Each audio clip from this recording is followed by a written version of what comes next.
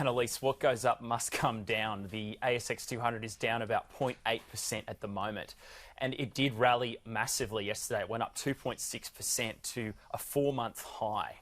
And that was on news of this positive coronavirus vaccine trial by Oxford University, and of course the extension of the JobKeeper and JobSeeker stimulus packages. But today the market has slipped, and that's despite share markets around the world mostly finishing higher overnight.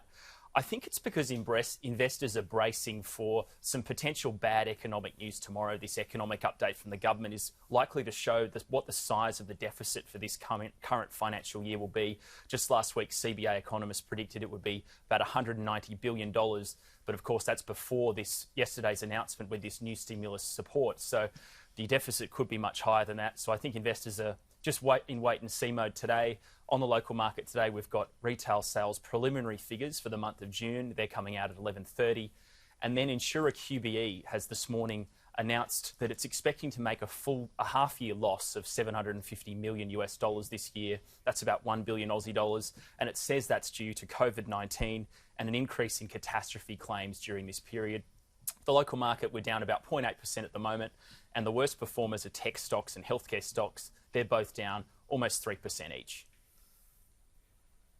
And Ed, today marks the end of an era for Qantas's Boeing 747 jumbo jet. It does. Boeing's last 747 jumbo jet is going to depart Sydney today, bound for the Mojave Desert to an aeroplane graveyard. The first 747 iconic planes are being retired by Qantas. They were meant to be retired at the end of this year, but it's been brought forward a few months due to COVID-19 and the impact of the pandemic.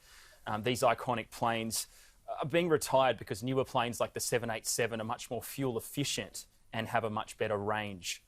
So since taking delivery of the first 747-200 in 1971, Qantas has carried more than 250 million people on the aircraft to destinations around the world. The fleet has flown over 3.6 billion kilometres, the equivalent of 4,700 return trips to the moon or 90,000 times around the world. And the last aircraft will depart Sydney today. They're going to farewell it at Sydney Airport at 2 p.m. and it's going to stop in Los Angeles first to offload some cargo, and then it will head to the Mojave Desert to join a lot of other aircraft that are now sitting there in retirement, Annalise.